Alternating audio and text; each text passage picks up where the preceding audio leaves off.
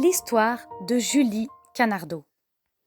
Quel drôle de spectacle que de voir une couvée de canetons avec une poule. Écoutez l'histoire de Julie la cane, qui était furieuse parce que la fermière ne voulait pas la laisser couver ses propres œufs. Sa belle-sœur Rebecca Canardot était tout à fait d'accord avec la fermière et trouvait beaucoup mieux de laisser une poule couver ses œufs à elle. « Je n'ai pas la patience de passer 28 jours assise sur un nid, » expliquait-elle à Julie. « Et toi non plus, Julie, tu les laisserais refroidir. Tu le sais bien. » « Moi, je veux les couver moi-même, » cancana Julie Canardot. Elle avait bien essayé de cacher ses œufs, mais on finissait toujours par les trouver et par les lui retirer. Julie Canardot était désespérée. Un beau jour, elle décida d'aller se construire un nid loin de la ferme. Et par un bel après-midi de printemps, elle emprunta le chemin qui mène derrière la colline. Elle portait un châle et un chapeau à bord évasé.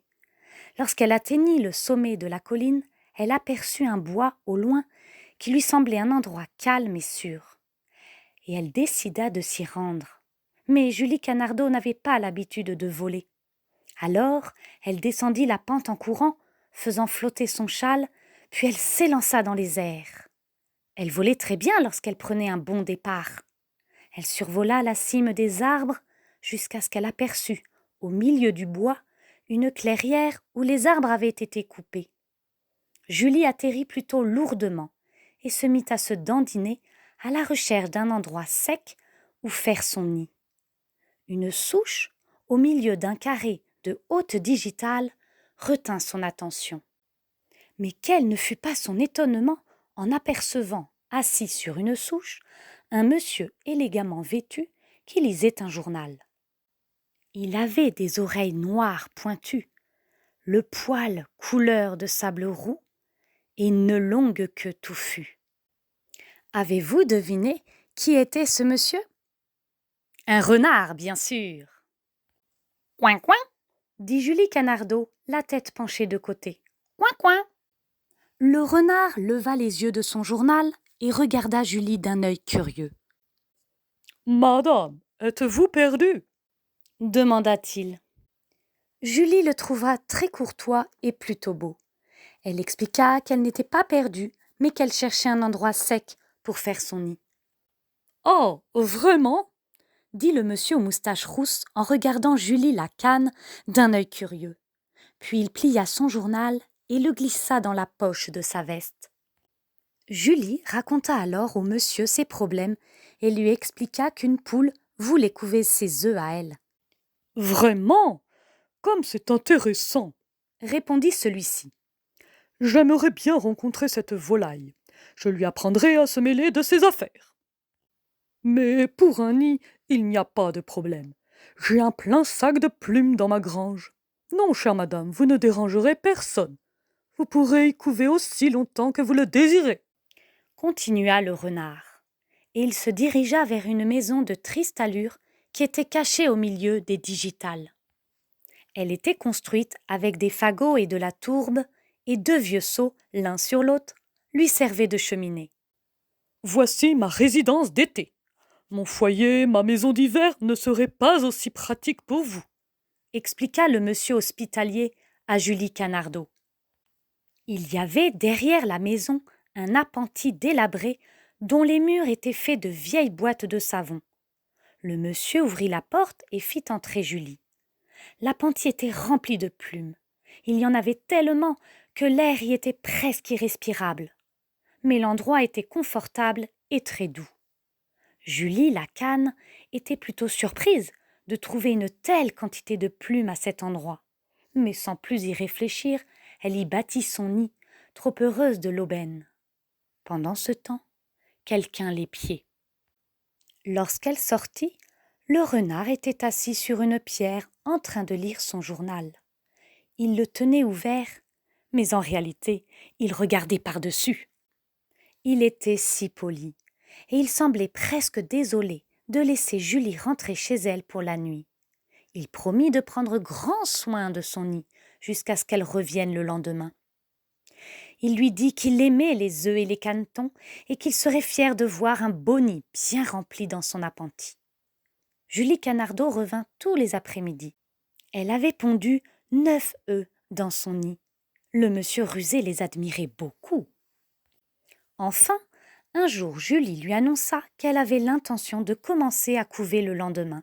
« Et j'apporterai un sac de maïs, de sorte que je n'aurai jamais besoin de quitter mon nid jusqu'à ce que les œufs aient éclos. Il pourrait prendre froid, » ajouta la consciencieuse Julie. « Madame, je vous prie de ne pas vous préoccuper du maïs. Je vous fournirai de l'avoine.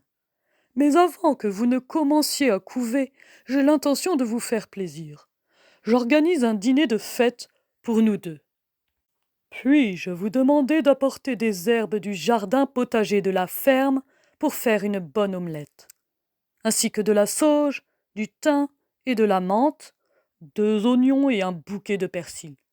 Je fournirai le lard pour la farce, pour l'omelette, » dit le monsieur hospitalier aux moustaches rousses. Julie Canardeau était bien naïve, et la mention de sauge et d'oignons n'éveilla même pas ses soupçons.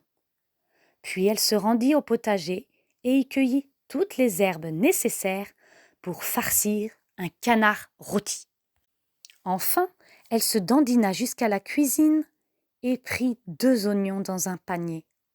Elle rencontra le chien de berger écossais, Kip, alors qu'elle sortait.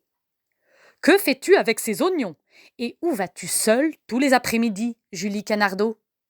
lui demanda-t-il. Julie était plutôt intimidée par Kip, et elle lui raconta toute l'histoire. Le chien l'écouta, la tête penchée de côté. Il sourit lorsqu'elle décrivit le monsieur fort poli aux moustaches rousses. Ensuite, il posa plusieurs questions au sujet du bois et de l'endroit précis où se trouvait la maison et l'appentis. Puis, il partit et trotta jusqu'au village voisin où il se mit à la recherche des 2 jeunes chiens de chasse qui vivaient chez le boucher, leur maître. En cet après-midi ensoleillé, Julie Canardeau emprunta pour la dernière fois le chemin de la colline. Elle était plutôt encombrée par toutes les herbes et les 2 oignons qui pesaient dans son sac. Mais elle avança avec courage. Elle vola au-dessus du bois et atterrit devant la maison du renard avec son paquet. Il était assis sur une pierre, reniflant l'air et jetant des regards inquiets autour de lui. Lorsque Julie atterrit, il sursauta. « Oh, c'est vous! Venez dans la maison dès que vous aurez vu vos œufs. Donnez-moi les herbes pour l'omelette. Faites vite !» Il parlait de façon empressée. Julie Canardeau ne l'avait jamais vu sous ce jour. Elle fut surprise et mal à l'aise. Et pendant qu'elle était à l'intérieur, elle entendit des pas derrière l'appentis. Quelqu'un qui avait un nez noir renifla le bas de la porte, puis la verrouilla. Julie devint très inquiète. Et l'instant d'après, elle entendit des bruits horribles, des aboiements, des grognements et des hurlements, des cris aigus et des gémissements. Et l'on ne revit jamais plus le monsieur rusé aux moustaches rousses. Enfin, Kip ouvrit la porte de l'appentis et laissa sortir Julie Canardeau. Malheureusement, les 2 jeunes chiens qui accompagnaient Kip entrèrent en trombe dans l'appentis et avalèrent tous les œufs avant qu'ils ne puissent les arrêter. Kip avait une morsure à l'oreille et les 2 jeunes chiens boitaient. Julie Lacane fut escortée par les chiens jusqu'à la ferme. Elle était en larmes à cause de ses œufs. Elle en pondit d'autres en juin et eut la permission de les couver elle-même. Mais 4 seulement éclorent. Julie Canardeau prétendait que c'était à cause de ses nerfs et de son histoire. Mais en réalité, elle avait toujours été une mauvaise couveuse.